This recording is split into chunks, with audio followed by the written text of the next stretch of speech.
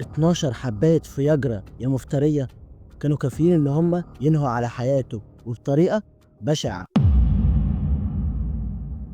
نسرين ست متجوزة وعندها عيال، وجوزها شغال في دول الخليج بره مندوب مبيعات، يعني معظم الوقت بره مصر، وسايب مراته وعياله عايشين في مصر عشان شغله وعشان أكل عيشه وعشان يقدر يصرف عليهم.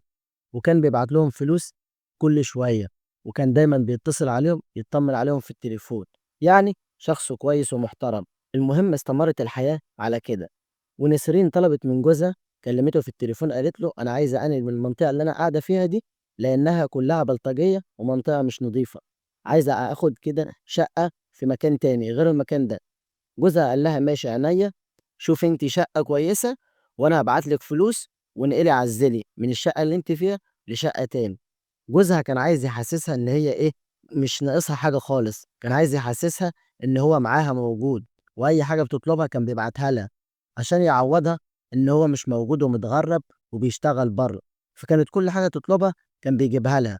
جوزها كان شخص كويس وبيحبها ورحب بالفكرة، قال لها ماشي شوفي شقة كويسة وانا هبعت لك الفلوس على طول وانقله فيها. فنسرين في الوقت ده كانت بتدور على شقة كويسة، فتعرفت على سمسار اسمه وائل عنده 29 سنة، ونسرين في الوقت ده كان عندها 46 سنة، فبدأوا يتكلموا في الأول بخصوص الشقق وإن هي عايزة شقة عشان تعذب المنطقة دي. المهم إن الكلام اتطور ما بينهم، ونسرين كانت معجبة بوائل، ووائل كمان كان معجب بنسرين، واتطورت أكتر العلاقة ما بين نسرين والسمسار وائل لغاية لما كل واحد فيهم اعترف إن هو بيحب التاني، وبدأوا يتكلموا مع بعض أكتر لغاية لما بدأوا يعملوا مع بعض علاقة غير شرعية. واستغلت نسرين إن جوزها مسافر بره مصر وما بيجيش مصر غير كل فين وفين، استغلت الموضوع ده وبدأت تعمل علاقة غير شرعية مع وائل باستمرار، لدرجة إن هم عملوا علاقة غير شرعية مع بعض لمدة سنتين، وجوزها المسكين ده مسافر بره وما يعرفش ان مراته بتخونه. المهم ان نسرين اتصلت على جوزها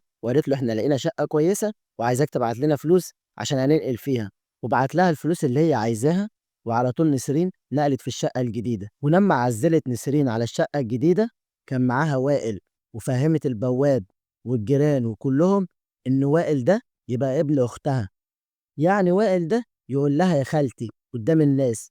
عملت كده وفهمتهم كده عشان لما وائل يجي لها ويعملوا مع بعض علاقة غير شرعية محدش يشك في الموضوع. وفعلا الخطة دي نجحت، ووائل بدأ يروح لنسرين كتير ويعملوا مع بعض علاقة غير شرعية، وقدام الناس وائل ده يبقى ابن أخت نسرين، هي مفهماهم كده عشان يجي ويعمل علاقة معاها من غير ما حد يعرف ومن غير ما حد ياخد باله.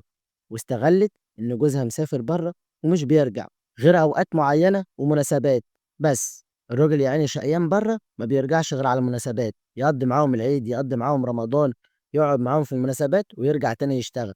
استغلِّت إن هي في وقت كتير ما فيش حد بيبقى في البيت، تتصل على وائل ييجي لها ويعملوا مع بعض علاقة غير شرعية. واستمرِّت بقى الأيام على كده لغاية لمّا جوزها كلّمها في التليفون وقال لها: "يا نسرين أنا هانزل في رمضان هاقضّي معاكم شهر رمضان، عشان أنتم وحشينّي وعشان بقى لي فترة كبيرة بعيد عنكم، هاقضّي معاكم شهر رمضان كلّه وارجع تاني للشغل." نسرين قالت له ماشي ورحّبت بالفكرة وقالت له أنت كمان وحشنا، وبعد ما قفلت معاه السكة كانت متضايقة جدًا، وكلّمت وائل وهُم الاتنين بدأوا يتكلّموا مع بعض وكانوا متضايقين جدًا، لإنّها مش هتعرف تعمل علاقة مع وائل ومش هتعرف تشوف وائل تاني غير لمّا جوزها يرجع، ودي كانت مضايقاهم جدًا. فوائل قرّر إن هو يكلّم نسرين ويقول لها أنا جات لي فكرة، هنجيب 12 حباية فياجرا وهاجيبهم لِك وأنتِ خلّيهم عندِك في البيت وتحطّهم له في الأكل من غير ما ياخد باله، وفجأة هو القلب عنده هيتوقّف وهيموت، وهتبان إن هي موتة طبيعية، ما حدش هيعرف أي حاجة خالص، أكنّها سكتة قلبية. وراحت نسرين للمطار عشان تستقبل جوزها وعاملة نفسها فرحانة وواخداه بالأحضان وأكنّها فرحانة وهتطير من الفرحة برجوع جوزها لمصر ورجوعها وسط أهلهم وعيالهم، عاملة نفسها فرحانة بقى عشان ما تبيّنش حاجة. ولمّا رجعوا البيت بدأت في خطتها، والكلام ده كان في شهر رمضان، يعني الخبيثة دي ما عملتش حساب إن جوزها متغرّب وشقيان وبيبعت لها فلوس، ما عملتش حساب إن هي في شهر رمضان، ما عملتش حساب إن هي بتعمل علاقة غير شرعية مع حد تاني غير جوزها، ما عملتش حساب لأي حاجة خالص، وبدأت في خطتها، بدأت بقى تحط حبات الفياجرا دي في وسط الأكل ووسط العصير.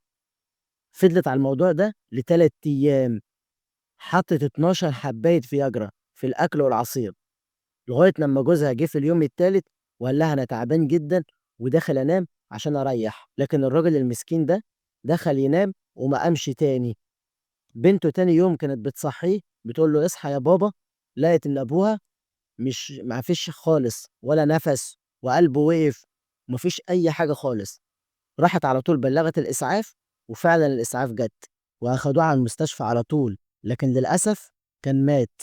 لكن اللي ما كانوش عاملين حسابه نسرين وعشاها سمسار وائل ده، إنهم في المستشفى بدأوا يفحصوا الجثة، وبدأوا يشوفوا إيه سبب الوفاة، واكتشفوا إن سبب الوفاة هي مش وفاة عادية طبيعية، لأ، الوفاة دي سبب توقف عضلة القلب. هنا بقى المباحث ورجال الأمن اتدخلوا، وبدأوا بقى يعملوا تحرياتهم لغاية لمّا ضغطوا على نسرين. وفي الوقت ده نسرين اعترفت وقالت إن وائل عشاها هو اللي ساعدها في كده. والله بجد مش عارف أقول إيه، ضيّعت جوزها وضيّعت عيلتها وضيّعت نفسيها، ووائل كمان ضيّع نفسه، كل ده بسبب علاقة غير شرعية، علاقة حرام، واتحكم على نسرين بالمؤبد.